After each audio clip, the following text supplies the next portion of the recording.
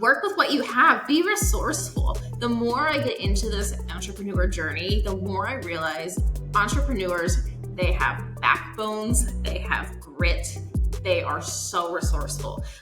Hi, Mary. Super excited to have you join me for this episode of Coffee with Closers. I was actually looking at your kind of the entrepreneurial journey. I saw you are an inventor. You have patents in almost 30 different countries. You've founded several companies in the past, and you're a podcast host. There's just so many titles to your name. So can you share with our audience a little bit about your journey of becoming an entrepreneur? Yeah, absolutely. Thank you for having me today. So I think my journey started just like a lot of other people's out there is you never know what you're good at. I refused to go to college until I could pin down what I wanted to do. And newsflash, I've never gone to college because I never quite figured out what I wanted to do. And so along the way, you just collect all of these little skills and these things you're good at. And you eventually find something that, in my case, I found a hole in the market. And I just thought to myself, oh my God, well, I could do that. And so I pivoted to kind of create a product, which is now the company I hold. And we are patented. We're about to do global distribution in the next probably 6 weeks, which is super fun. And that all came from an idea that spurred from a COVID pivot. But to backtrack a little bit, I was doing some eyelash extensions in a spa in Los Angeles. So many beauty girls never really went to college. We don't know what we want to do. And so we kind of float around the system working odd end jobs. And then we decide, well, I like doing hair and makeup. Maybe I'll just go get my license to do that. So I was one of those girls. Went to beauty school, did that whole thing, kind of fell in and out of it. I bartended a lot. I've traveled all over the world. I've been to about 64 countries. So I like the whole work a whole lot, work really hard, work a couple jobs and save up all that money, and then quit everything and go travel. And that was really fun until my mid-30s. And I thought, okay, maybe it's time I actually get planted somewhere. So I dusted off my beauty certification, started doing eyelash extensions, found out I'm really great at it, loved it. I ended up opening a spa in Los Angeles and realized that no one in the entire history of this beauty evolution of services ever created a light for beauty services. Like, how has that happened? And even modern day, the beauty industry is only growing and it's going to get so much bigger from here. How is no one harnessing this? And so that's where CosmoGlo started, was me in a treatment room going, there's got to be a better solution. And so I invented the CosmoGlo light for that reason. So obviously you're tackling a pretty massive industry, right? Lighting is an industry which by far like one of the largest players are in the lighting space. And clearly they haven't to come across this problem that you discovered. And then you're also going into an industry which is cosmetics. And that is also another industry with a lot of competition and very, very large players. And here you are, someone who's got no prior business experience building a product business, now going about to build a product company, right? Product companies are much more complicated. You have to do product design, you have to patent it, you have to prototype, you have to manufacture, you have to inventory it. It's very capital intense. So tell us about that journey of going, not just having the inspiration and an idea, now turning it into an actual product and a business. You know, there's like a certain beauty that comes with not knowing. Had I known what it all took, I probably would have never done it. I would have been so overwhelmed and I've been like, yeah, that's not for me. But I had no clue. I was like, well, this is a great idea. I should do it. I don't know what that takes, but let's just start here and get to the next step and get to the next step and get to the next step. And all of a sudden it was the path in front of me. I realized how big of an idea this was, but I was already kind of committed. I call it cannonball into the world of the unknown. I already jumped head first. The splash happened. And then you realize the water's freezing cold, but you're already in. So at that point, you just got to make the most out of it. And that's a little bit of what happened. So I'm thankful for my naiveness. I had no idea what it took, but now I look back and I actually think that's what I needed. It's like God gives you what you can handle. If he told me this was the path ahead, I would have been like, yeah, no, thank you though. I appreciate the offer, but that's a no from me. The fact that I didn't know, I think is the magic of it all. And that really should be a lesson to anyone listening, is if you feel like you don't have the answers and you don't know the next step and you don't know how you're going to figure that out, that's okay. That's actually sometimes the perfect place to be. And with that being said, I think sometimes it's a perfect place to be because you're open to everything. You like want to know, you want to learn, you want to absorb. I ask questions to people. I was emailing people out of the blue. Now I probably would never have the courage to email the people I was emailing. But at the time I was like, well, what do I have to lose? I don't know. Hey, okay, how do I do this? What's the next steps? Now I'd be like, oh my God, I can't talk to that person, but I didn't know. And so I got started. And I think once you get started, the momentum takes over from there. We started prototyping, and that was just as simple as it started with a napkin sketch. Here's my idea. How do I get it made? Take it to a machine shop and let them kind of make a metal prototype. And from the metal prototype, add your electronics. So I got this prototype light that was completely unsafe. It looked terrible. It was raw metal. It wasn't safe. It wasn't pretty, but it worked. And I thought, oh my God, if this is just the first phase, imagine what the next one will be in the next one. And that's really how I got started. It's as simple as that. And then from there, we grew it, perfected it, and grew it into a company. But even with just how it started, my mentality was like, well, what do I have to lose? Let's just see where it goes from here. And I think that's a very special mentality to have, because now running a business, now I have to think through all of my problems and my issues and what's coming up. Is that good for my company? Is that good for the products? What are my customers going to think of me based on that decision? At that time, it was like, well, who cares? Let's just do it. And that's how we got started. And obviously it's a capital intense business. You've talked about that, right? So, but you did not raise any capital and completely bootstrapped. What has that taught you in terms of building a company, and you have very limited resources and you have to be super strategic about every decision, even where you go spend your dollars, whether it be for prototype or even finding a manufacturer or anything like that? Well, I love to share my story for a couple of reasons. One, it breaks down the barriers of everyone that thinks I have a great idea, but it's going to take me $1 million to get started and I don't have $1 million. Wrong. Work with what you have. Be resourceful. The more I get into this entrepreneur journey, the more I realize entrepreneurs, they have backbones, they have grit. They are so resourceful. They're not all book smart. They're not all valedictorians. It has nothing to do with that. It's being how can you apply what you have currently to get what you want in as little amount of money needed as possible, as fast as possible. I don't need 1,000 prototypes. I needed one. It was expensive, but I thought, well, what do I have to lose?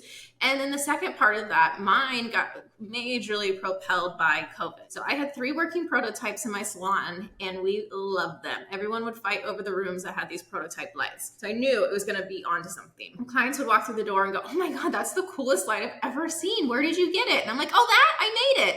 I didn't make it, but I had it made it's my idea. And they're like, what are you doing lashes? Go run this company. I'm like, oh, it's fine. I like what I do. I like my clients. I like my staff. I like my location. I have a great life. I don't really want to change it. And they're like, okay, well, if you ever want to make that a real company. And I thought, well, if I ever get the time, I'll make it a real company, but it's just not my priority. And then COVID happened. So when COVID happened, my salon closed. We no longer took customers. We no longer took clients. We no longer had an appointment. And of course, at first it was a whole freak out moment of oh my God, what do we do from here? Rent's still due. I still have to own a business. How are we going to make it through this? And once we got all of that sorted, it was that moment you look back and go, I think I just got the time. What if I took that pivot and made that light into a real product? And that's what happened. And I think the beauty of that is, if you guys all remember, and we all do, it was such a free fall. Nobody knew what was happening. We didn't know how long it was going to last, how detrimental it would be to our finances. We didn't know what the next step was. Would this take over the whole world and we were vanished like the dinosaurs? Is this a little thing we're going to laugh about in 3 months? What is it? And so I think there was so much uncertainty that for me, it's well, what's one more thing? What if I put everything I have into this product, and if it doesn't work, literally I can just start over. And who even knows where the certainty is with all of this that's happening in the world right now? I feel like it's now or never. If I don't take advantage of the time that I was just gifted, I'm going to regret it. And that's what stuck with me is okay, we just got to do it. So kind of took what I had. Interesting enough, it led to us American manufacturing versus overseas. Overseas would have been the go-to, but because of how everything was landed, there was flights grounded. We didn't know if the trade borders were being closed left and right. The shipping containers, the shipping was going up left and right. And so all of these factors went into, okay, I don't want to actually manufacture overseas. What if I can never get my product? What if I looked internally? And so we found a small contract manufacturer that would be willing to start my order with 150 lights. And so the terms were 50% down and 50%, I believe it was either the day I shipped or 30 days after the order shipped. And I thought, well, I have the 50% down. I'm pretty sure I can sell these things before they ship and pay all of my bills. Let's just do it. But it was a little bit of that my world was already in such a free fall. What's one more thing? And so I took the terms. I placed my first order. I had previously filed my patent paperwork. So that was kind of already in the back burner being handled. I did push it forward to be like, this has to get locked up. What are we doing? And with patents, you really don't want to release anything to the public until it is fully kind of turned in. And so I remember getting the call from my lawyer going, okay, you can release it to the public. And I thought, oh, that's perfect because the order's already on hold and I don't know how I'm going to pay for that. So I'm going to release the video. And I released the video just kind of saying, hey guys, would you be interested in this light? It's specifically for lash artists in the beauty industry. Now we've grown into so many other industries. But at the time, it was that. And I put it into a lash forum. And within an hour, I had 150 comments. And I was like, oh my God, this is going to be big. And maybe I didn't order enough lights. Like here I was freaked out that I wouldn't sell that many. And it was just an idea that took off like wildfire. And I remember the first time I opened up my website for sales, within an hour, I had a sale. And I thought, oh my God, I don't think that's normal. Like, I don't think that's how normal business happens, but let's roll. And before my first order was ready, the first batch was sold out. So that was just such a cool feeling. And it went from being, let's just see what happens to, oh, wow, I don't think we made enough. And so we immediately placed a PO for batch 2, batch 3, batch 4. And by the time we were shipping, they were always sold out. So this company kind of started with a lot of momentum, and it's taken a long time to wind down off of that momentum. We're entering our third year, and it's just been a wild ride. Yeah, I was actually just curious to learn about the first customer. So you said in terms of the product development was happening, you were already working on the patent and you already kind of figured out that there is a need in the market. So did you create that social profile? Because I saw a pretty strong Instagram following. You already have an e-commerce store. You have a lot of those things that are in place today, but was that like an open public social poster somewhere that you just said, hey, I have this product idea that we're developing. Would you be interested? How did you get that message out to a larger audience pretty quickly? Yeah, I can't remember which came first, but eventually I remember starting an Instagram and I was like, wow, I have one follower, which was me. Here we are. We have one follower. And fast forward, that Instagram account has been 100% organic. We have not bought anything. We haven't really advertised much on it. It is what it is. And we're growing to about 93,000 in 3 years, which becomes social proof. But at first it was, nobody's going to buy a product when you have 3 followers. Mm-hmm. So it was a lot of me showing my face going, here's my lash salon in Los Angeles. You can look at all of my stuff to find out that I'm truly vetted. Like, I'm not asking you to do a purchase for a random company. Like, we are manufacturing in the USA. Here's our ship date. And I think being able to back it with, I was a real person with a real face and a real story that was verified. Like, you can look up my salon address. We have 5 stars on Yelp. Please look at it. It's great. I think that gave a lot of people just hope that, okay, maybe this is real. But I still got the comments like, oh, this is spam. This is a hoax. Somebody's trying to take your money. I'm like, no, it's me. Like, I'm not trying to take your money. I'm trying to give you a product. This product's going to change the entire industry. I promise you, but we got to start somewhere. Like, I have to get them made. They're currently being made. But yeah, that's what it was. It just started with one and use social channels between Pinterest. One of my highest pins is that original video of me in my salon just showing off the product. And it wasn't even a finished product. Like, in raw nature, me going like, yours will look a lot prettier than this. It's going to be finished when it comes out. But that's still my #1 video. I went into a bunch of social media groups, whether it be on Instagram, Facebook, and found the beauty people and introduced the light, kind of said, this is coming. And then once that first batch hit, everyone put their lights on Instagram to show it off, and the reviews were great, and people just kind of, that's what spurred it all, and it became a real product within a very short period of time. I mean, we started I keep saying we, but it was a company of one when I started. Now it's grown. I started the website in June. We placed our order in June. We shipped our first batch the end of August. I believe it was about an 8-week stretch. And then from there, batch 4 was in January. And from batch 4, we stopped making batches and realized this is going to be a forever product. So we just start from here. So we have continually shipped since January of 2021. So obviously you learned a lot of lessons, right? I mean, you go in and creating a patent is not an easy process. Like you talked about the prototyping and actually getting product to market, getting the first customers. I mean, there's just so much you've done in such an accelerated process. What are some biggest mistakes you made in that process that you would say is a good lesson for somebody else to probably avoid? Yeah, I mean, definitely in a product company. Not everyone has product companies, so this might not apply to everyone, but maybe you'll get something from it. Check, double check what you are sending to your customers first. My product had a delayed timeline. I told people it would ship in July and it didn't. And so I had to go, like, we can give your money back or you can wait another month. I'm so sorry, we're facing a delay. Obviously, COVID, that was a great excuse to use, but it was true. And so we ended up shipping, I think, like 8 weeks late. I mean, it was so over the time. And they had said, let me send you the sample. And then when you sign off on it, we'll send these to the people. And I was like, no. We've already waited long enough. Just get them out. I don't even want one. Send me mine last. I want everyone to have their lights before I get mine. I just want them to go. Get them out. That was, if I could take back that moment, I totally would. They were sent without instructions, and I had no light to put together myself. So these lights were in people's hands and they were frustrated that they couldn't put them together. And I didn't even know how to help them because I didn't have a light to use. I'd never seen the finished version. I had my prototypes, but between a prototype and production, there's like a whole process that happens. They change out pieces, they improve it, they stabilize it. So like, they're not the same products. And that was my, I wouldn't say biggest regret, but a lesson I learned was always have something sent to you, verify it first. We were able to overnight a light.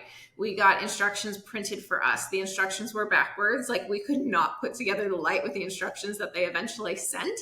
So for about 4 days, I mean, I was so stressed. I was crying. I thought it was an embarrassment to everyone. People were frustrated at me. And I just thought, we got to get this solved. So once we got our light, we manually had to write out kind of our own instructions. And it's like us in yoga pants, me and my assistant at the salon in yoga pants, putting together these lights, making these little short videos that send on Instagram. And I don't know what it is now, but at the time you could only send like 20, 30 seconds worth of videos. So we would stack them like, here's your 8 videos of instructions. And eventually we worked through it. We got a usable copy that we could send to people. Everyone got their lights together, but that was so stressful. And I learned very early on that now we do not approve anything until it's been flown to me and I can sign off on it. I don't care if it's like we switch out the screws, we change the gloss of a color, anything. We change the instructions, like everything has to be signed off with me now.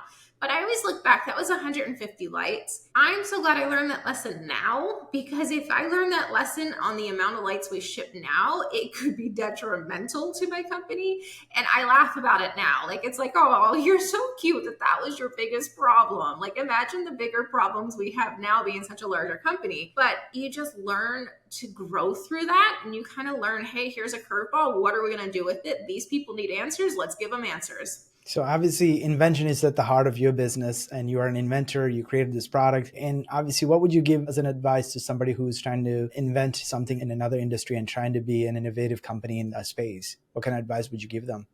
Don't get stuck on the details. I think everyone tries to overthink it, and it sounds so simple, but like, if I could talk to my younger self now, I would just take out all the details. Like, for me, my first one was, my husband was saying, you complain about these damn lights so much, you have to do something about it. And I was like, I don't make lights, I do eyelash extensions. And he was like, okay, let's start like this. We were drinking wine at a bar. Give me a napkin, give you a pen. What does it look like? And I was like, oh, I know what it looks like. It's got a curved light. It has a flat base. It's made of metal, because I hated tripods. You kick them over, they fall on your client, they break. Like, what a mess. Let's upgrade it to have a nice flat base to be a piece of furniture in your room. And so from that, he was like, perfect. Well, there you go. You're already started. It was such a like taken back moment where it's like, what do you mean? There you go. Go get that made. And really, that's where it started. It was like finding a machine shop with his napkin sketch going, can you make this? And they're like, well, we need more details. What size do you want it to be? How high do you want it to be? Does it move? Is it stationary? But really, that opened up the conversation for us to say, I really don't like tripods. I'm trying to make this light. It doesn't exist in the market. I'm in the industry. I understand how powerful this light could be. It could change everyone's work life across the world. And we got the first one made. And once we got the first one made, it was like, oh God, we can't use this, guys. Like, we need so many different upgrades. Now it rotates, it just in height up and down, it moves, all 9 yards. But just don't overthink the details. If you try and get to the finish line on the first stage, you're just going to sit and spin, because there's no execution. Where if you just take step one and just think about step one, What do you have to get to step 2? What's next? And then from step 2, what's step 3? Just what's next there? It really allows you to take it step by step. And this is such simple advice, but it's so powerful. And I think a lot of people get stuck on thinking of an idea and at the same time how they're going to market it, what the packaging is going to look like, and how it's going to get to marketplace shelves. And it's like, no, we're not there yet. Like, that's later. That's so much later. Think about the product you have. How are you getting it made? Where is it going to be made? Then, like, what is it going to look like, feel like, smell like? Then take it to the next thing. Then worry about brand and the colors and who's going to sell it. But like, just get to the next step without these crazy details, and you're going to go a lot faster. So obviously, if you watched, Shark Tank at all, you've probably seen Mr. Wonderful always talk about licensing as opposed to try to build it on your own, right? Have you ever thought about maybe even going that route, going to a manufacturer that has a pretty strong brand and a big pocket to give the idea? Obviously, you have the patent. You already proved the product actually has demand to license it as opposed to just trying to grow this on your own. Yeah, I think it really depends on your product and your idea. And on the flip side, how active you want to be in keeping it yours, which goes back to the patents and the IP protection. If you really don't want to have a hand in IP protection, then don't. And I would license it all day long. I knew that this was my idea. I wanted to stay my idea. I'm very proud of my idea and I'm very attached to my idea. And the thought of licensing didn't sit well with me. We've gotten tons of offers and I almost signed on the dotted line. We actually had a full contract written up by my lawyer, went through all the exact process and got to where like I had to put a wet signature and send it in, and I couldn't do it. I was nauseous all night. I had nightmares. I wasn't sleeping. And so the next day I had called and I said, I don't know what it is. I'm just fighting myself. I can't do it.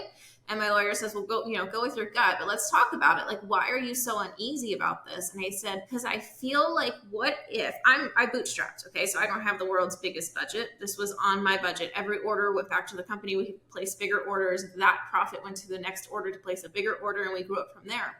But what if someone comes in with multi-millions, they license my product and they take over my entire market? CosmoGlo is no longer a company. He's like, oh, absolutely. Yeah, that could really happen. It can happen probably within a month because they're going to have a bigger ad spend than you. They know how to target the customers better. They know how to manufacture more products faster. They may have a background in marketing bigger than yours. And yeah, you're essentially trading. You can go lay on a beach and roll in money from licensing, or you can make this your way in life. And I thought, this is my idea. This is mine. And so I have since then learned a valuable lessons. I don't want to license. It's not for me. In my world, I feel like licensing would take everything that I've worked so hard for off my plate. And then as soon as they can work out how to break the patent, which makes my license worth nothing, they would do it. And right now we actively enforce everything. We've won lawsuits against our IP. I continually work at it almost to like, we have people on the team that's their job.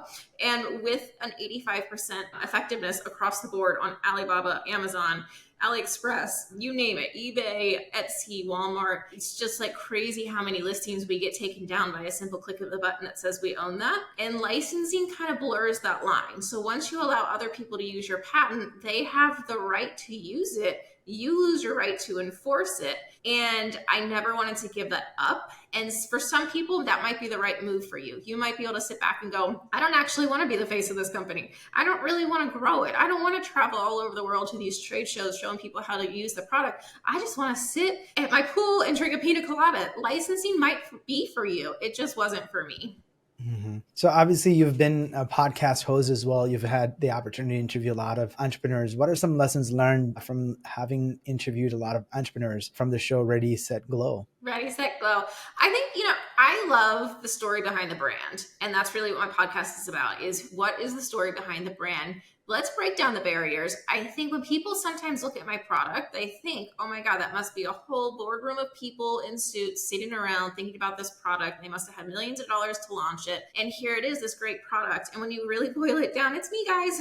It's me. I think that story is so valuable that the more of the story that you can get out, the more encourage other people to have great ideas and great brands as well. Pursue your passion. But one of the lessons I've learned is just go with the flow. You could be interviewing someone someone and think you know exactly where it's going and it takes a right turn, but like just strap in because that's the funnest conversation you can have and explore their mind. I mean, sometimes you think you're on a path and all of a sudden you hit this other area and just it's the funnest hour of your life interviewing this person. It ends up being like one of your favorite episodes because it was just so out of left field. But also, I think having a general plan of what your episodes are about will help you in the long run too. When it comes to podcasting, you want your listeners to kind of understand what they're going to get through the journey and with each episode. But yeah, have fun with it.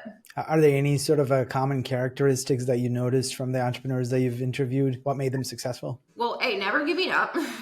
Never giving up, grit. I just go back to grit and resourcefulness. The people that think everyone got it handed to them, it's because they probably have never done it themselves or they got it handed to them. But the reality of it is that's really not how things work. It comes from an idea and a will to just figure it out. Like everything is figure outable. Just figure it out. And that goes back to the step 1, 2, 3. Just focus on how to get to step 2. And when you're on step 2, figure out how to get to step 3. If you're starting at step 1, but you want to see the results from the finish line, like it's just not really going to happen. I mean, maybe you can surprise me and be a guest on my podcast with that surprise story. But the reality of it is these people that have these ideas, they just keep pushing to the next step and the next step and the next step. And then all of a sudden they're where they want to be. And they look back and go, well, that wasn't a straight line. I made a ton of mistakes. I learned a lot, but it was really fun and I wouldn't have changed it. And I think that sums up entrepreneurship a lot.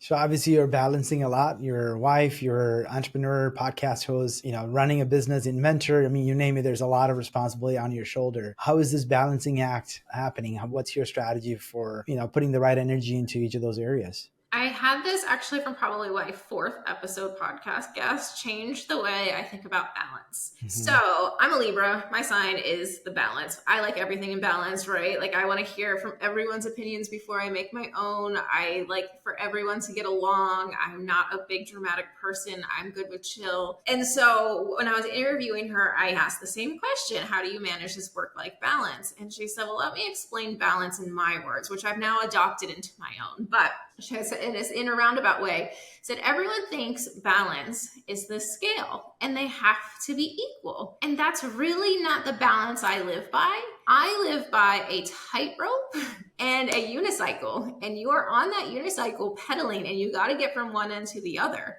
but you're up there and sometimes you have to lean this way and sometimes you have to lean that way and sometimes you have to put your hind legs up and sometimes you have to crunch down low and you bend and weave wherever it is so you don't fall off that tightrope, and that is balance. And I thought, that is my life. That is my life. Like, as long as you're moving forward, it's never going to be a straight walk. It's never going to be one foot in front of the other. And it really is taking everything you have in life and holding it and working with it and making sure that you're still moving forward. That's my balance. Yeah. And sometimes not overly criticizing yourself, right? Because I think sometimes we can. And sometimes you have to take one off. Go, you know what? I'm about to fall over. I'm going to take this off and let that fall. Most certainly. And obviously, you've learned a lot of lessons as an entrepreneur. What advice would you give an entrepreneur who's aspiring to start their journey? Just get started. It's the easiest advice, but it's where most people fail. Most people, they just can't fathom starting. They don't know where to start. They don't know what the first point is. They think that they have to have their branding, their colors, their name, their website all ahead of what you're actually working on. And I don't think that's the case. If you have something, it could be a business, it could be a business idea, it could be a product, it could be a service you're working toward, anything, whatever it is. If you're listening, just start with where you're at. Write it down. Write down what you're offering and then build everything else out from there. You're not going to start on day one and have it all figured out. And if that's what's stopping you from starting, break that, get rid of that mentality and just start where you are and figure out what else you need along the way. Each step adds a little bit more, but you don't have to have it all figured out at day one, but you do have to start. If you don't start, you don't get anywhere. So just start with where you're at, what you have, and make it work. And obviously you've learned a lot as an entrepreneur. You're learning every day, and you actually just went through 10 Gatsby program. Yes. Knowing what you know today, what advice would you give the younger Mary? I don't know, just keep on being you. I've had a very eventful life, and I chose to kick off and travel at a very young age, a little different than everyone else. And I think it came back to bless me in the end. I swam upstream when everyone else was doing the other different things. And at the time, I felt like such an outcast and a reject. But now I look back at my life, and I was collecting very valuable lessons, just very differently than everyone else. And when I was able to apply those lessons, it allowed me to propel further, faster. And that was such a nice payoff. So make your heart happy, do what works for you. And I don't know, just keep going, keep moving forward. What is one regret that you have? I don't have big regrets. I'm one of those people, if I have a regret, I have to go revisit it and work through it and figure out why I'm still hung up on it, because everything in life is there to give you more inspiration, teach you a lesson, or make sure you don't make that same mistake again. So I don't have big regrets. And if you had to do it all over again, what would you do differently? I don't know. I don't know if there's anything. I don't know. Even when it comes to business, I mean, I look at all the regrets and things I could have done differently, but the way I work through them taught me so much that now I have such an appreciation for failure that I think I just have a different outlook on life. Like, everything you do creates your future, and here we are, and I'm so happy with where I'm at. I couldn't imagine it being different. If I were to go back and change something, I feel like any small change would change my current life, and I'm just not willing to do that. Awesome note to end our conversation. Mary, I really enjoyed our conversation. Thank you for sharing your wisdom and life experience with my audience. Yeah, of course. Thank you so much for having me on the show. This episode of Coffee with Closers is brought to you by OneIMS, a leading digital marketing agency helping businesses win new customers. To request a free marketing ROI audit, please visit oneims.com. If you enjoyed this video, please share it. To make sure you never miss an episode, please subscribe.